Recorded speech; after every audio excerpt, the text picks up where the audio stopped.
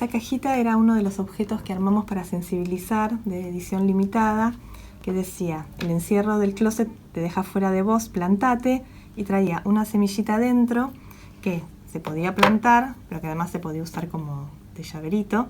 Y del otro lado estaba Desalambrando Buenos Aires, el mail y el teléfono de Desalambrando.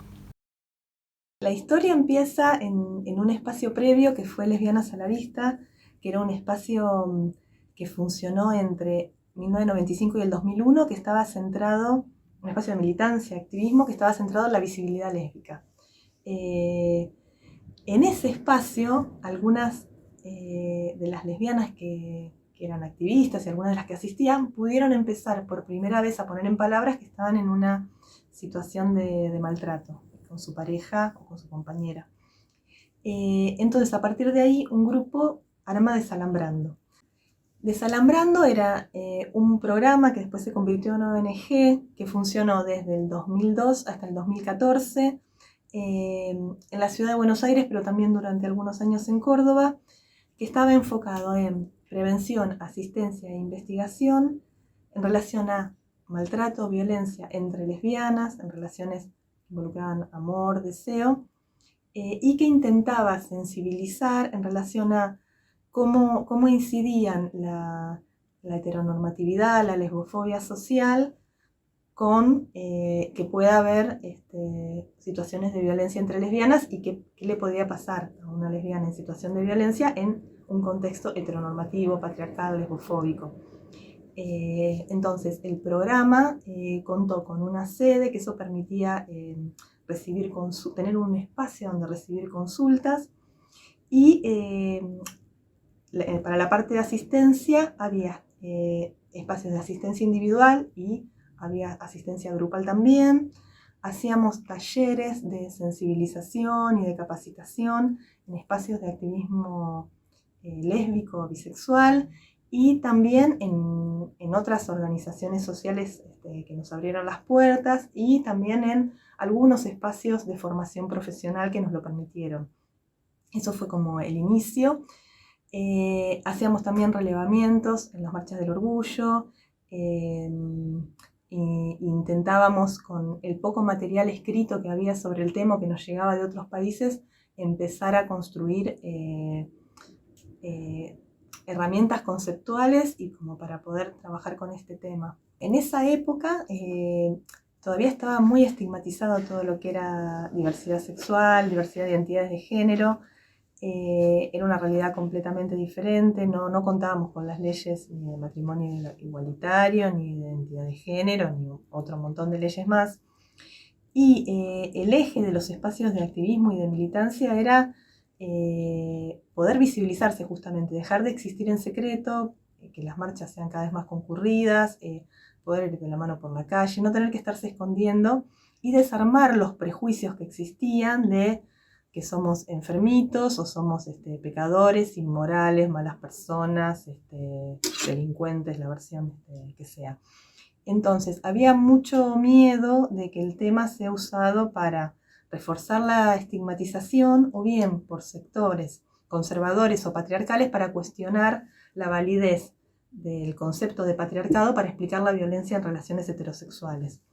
Y no había material sobre maltrato en parejas del mismo género. Entonces empezamos a trabajar a partir de la experiencia de las compañeras que coordinaron Desalambrando y que constituyeron los equipos, que algunas eran sobrevivientes de maltrato, y con algunos textos que iba traduciendo y nos iba pasando Alejandra Sardá de otros países. Yo entro en Desalambrando en el 2002 y sé que hubo otras compañeras antes, después hubo otras compañeras más.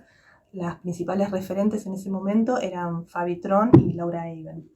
En ese momento, y todavía sigue teniendo mucha vigencia, una definición de Barbara Hart, que la voy a leer porque me parece como mejor. Barbara Hart definía el maltrato entre lesbianas como el patrón de conductas violentas y coercitivas por las cuales una lesbiana busca controlar los pensamientos, las creencias o las conductas de su compañera, o castigarla por resistirse al control que quiere ejercer sobre ella. Patrón porque son acciones que se reiteran, o sea que no es un único episodio. En realidad esta definición es como muy similar a lo que ocurre en un vínculo de pareja heterosexual. O sea, hay alguien que ocupa, se genera una simetría de poder y hay alguien que ocupa un lugar de poder en relación al otro y empieza como a tomar decisiones e intentar controlar la vida de otra persona. En eso sería como muy, muy similar. Y las formas en que se expresa la violencia, la mayoría son muy similares a las heterosexuales. Podemos encontrar violencia física, violencia psicológica, violencia sexual, violencia económica, violencia reproductiva y bueno, toda una larga lista. Lo que es específico de los vínculos entre lesbianas, que podemos pensar que puede pasar también en los vínculos entre gays, es el contexto patriarcal, heteronormativo, cisnormativo, lesbofóbico.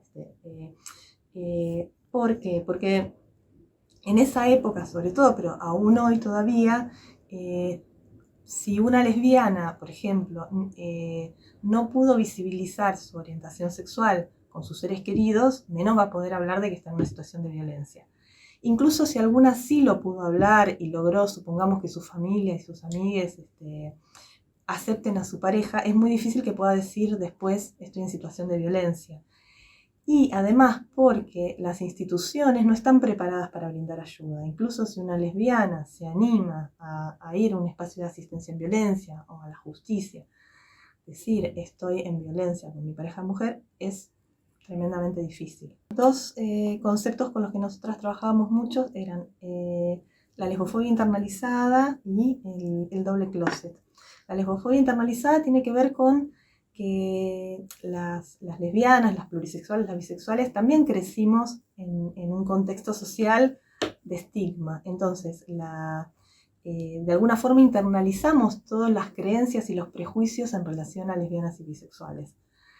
Entonces, hay todo un trabajo para hacer para desarmar esa lesbofobia internalizada y, sobre todo en esa época, pero aún hoy puede ocurrir, que digamos que si a una lesbiana le da vergüenza decir soy lesbiana, decir además, sumarle a eso, decir estoy en situación de violencia, es sumar dos secretos o dos encierros. Por eso se hablaba de doble closet. Ahora, fue pasando mucho el tiempo, hay un montón de lesbianas que están fuera del closet. Se puede estar fuera del closet y estar en situación de violencia también. No es que solamente las lesbianas que están en el closet pueden estar en situación de violencia. Pero todavía sigue siendo como muy difícil para una lesbiana confiar, si va a un lugar de asistencia o a la justicia, en que tenga las herramientas para acompañarla y entenderla. Cualquier persona que está en situación de violencia necesita una escucha empática, respetuosa, un abordaje que tenga que ver con un acompañamiento y no con una imposición de lo que a la persona que escucha le parece que esa persona tiene que hacer. Soportar que pueda haber idas y vueltas en el vínculo. Eso es como medio como lo mismo que ocurre cuando uno escucha a una persona en situación de violencia en un vínculo heterosexual. Me parece que la persona que va a escuchar a una lesbiana en situación de violencia tiene que primero haber hecho un trabajo para desarmar todos los prejuicios internalizados que todas las personas incorporamos por el hecho de haber crecido y nacido en esta sociedad. Entonces, había un montón de mitos en relación a por qué puede haber violencia en un vínculo entre lesbianas, y nosotros nos hemos encontrado con personas que por ahí decían, y claro, lo que pasa es que es un vínculo enfermo. Entonces, hay que empezar a desarmar esas concepciones para poder escuchar libre de sesgos, o la idea de que como son dos mujeres no puede haber violencia, ¿no? Y en ese sentido la definición en relación a qué es lo que ocurre en un vínculo donde hay violencia, donde hay algo de la subjetividad de una de las partes que va empezando a ser horadada, y donde la persona que ejerce violencia va haciendo todo lo posible por controlar las ideas, los movimientos, los pensamientos, el cuerpo de la persona que está sufriendo violencia y sobre todo de aislarla del entorno.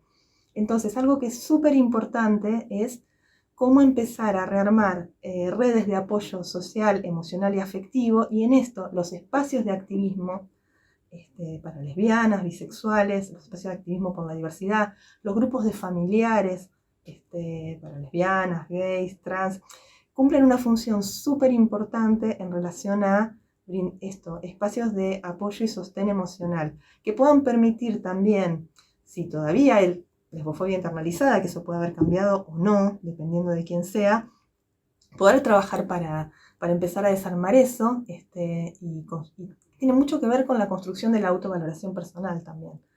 Una frase que resonaba mucho es: nadie va a pedir ayuda por algo que cree que no merece, nadie va a luchar por algo que cree que no merece. Es como esto, tenemos derecho a una vida sin violencia, tanto en nuestros vínculos como a nivel social. A veces nos preguntaban si la violencia entre lesbianas era violencia de género o no. Nosotras, creo que creemos que patriarcado, heteronormatividad, cisnormatividad, los modelos de amor que heredamos, el amor romántico, el amor pasional, están entramados. Entonces, todas las personas estamos atravesadas por mandatos de género. Entonces, pensar por fuera del género para mí es impensable. Algunos autores, autoras ahora empiezan a hablar de violencia intragénero. Entonces, la palabra género está incluida, pero a su vez está incluida que puede ser entre personas del mismo género. En los últimos años del programa se había decidido nombrarlo como maltrato en relaciones sexoerótico-afectivas entre lesbianas. Podría ser también en relaciones donde hay amor y deseo, porque en realidad hablar de maltrato entre lesbianas no especifica el vínculo, pueden ser dos amigas. Y dentro de lo que fue la historia del programa y la ONG, también recibimos algunas consultas puntuales donde había situaciones de maltrato o consultas por cómo circulaba el poder o de abuso de poder en relación a grupos de lesbianas. Eso, una aclaración en relación a lo difícil. A veces es difícil encontrar palabras. Pareja tampoco es la forma ideal de nombrar, pero bueno, vamos encontrando formas de nombrar.